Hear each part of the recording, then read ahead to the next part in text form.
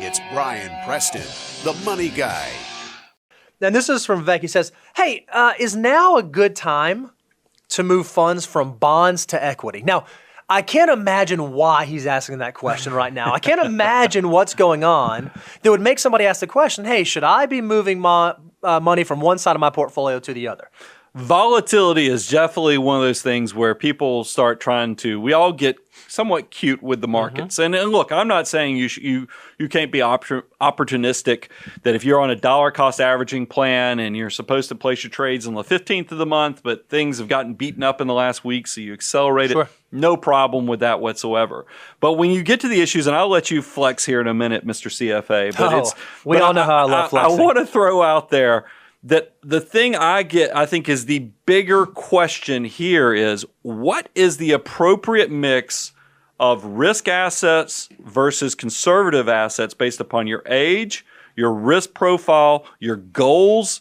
And I mean, there's so many things that go into it that it's very nuanced, but I know that you still probably can shed some light on some things that people should navigate through. No, I was going to say the exact same thing. When we think about portfolio design and portfolio construction for clients, our ultimate goal is not to go out there and beat some market or beat some index or have some level of performance.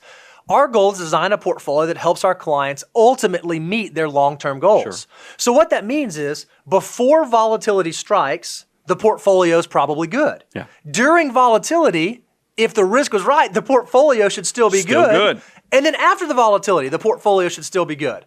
We don't believe that someone going into a volatile period that's a 60-40 should go through that volatile period and at some point turn into an 80-20 after. That's just not the way that portfolio design and construction works. Now, what you can do is when the market delivers opportunities for you through volatility, whether that be, like you said, increasing dollar cost averaging, or perhaps looking at loss harvesting inside of taxable accounts, or just going through a rebalance that maybe you haven't been able to do previously, the market can provide those opportunities, but I would be very, very careful adjusting your investment strategy, because that begins to teeter on the line of frankly trying to time the market.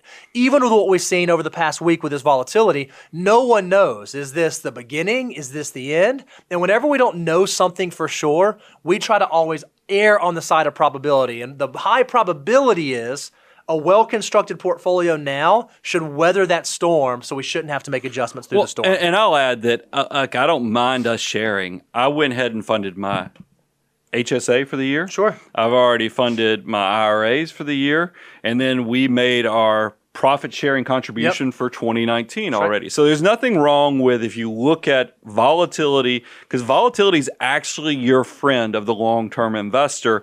There's nothing wrong with going ahead, if you look that we're down 15, 16% or whatever the number is, and you go, you know what? Throughout the year, because I know that throughout the year, from the high of the year to the low of the year, there's averaging around a 14% intra-year volatility from the highs to lows. This probably wouldn't be a bad time to go ahead and get those annual savings that I know are happening every year. They're systematic. Go ahead and looking at that. But at the end of the day, it needs to be part of your plan. This is not one of those things. I have no problem with you coloring around outside of the edges of things you were already naturally going to do and letting your behavior be impacted by the volatility to find opportunity. But don't go out there and get yourself in a pickle of a situation. I'm always amazed. I have received some phone calls from people. I actually had a family friend reach out to me and said, hey, the market's gotten beaten up. Is this a good time? And this is a gentleman who's well into past his 60s. Mm-hmm. And I said, well, when do you need this money again? And he said, in 6 months. And I said, no way, no how. Stay the heck away. I don't care how cheap the market is. If you need the money in 6 months, you just don't know where you are in this intra-year volatility. Remember, every dollar you put into financial investments, especially risk assets like equity markets, you have to be willing to walk away from 5 to 7 years. That way, when Bo and I fund our IRAs, at the first time the market is down 6% because of this health scare, we're not upset that it's continued to lose, is because we know in the long term, that 5 to 7 years, that investment's going to make money too. That's right. It's okay, and it keeps you from getting into this psychological madness that people are trying to get in on the dead perfect day, when that's just not how investing works.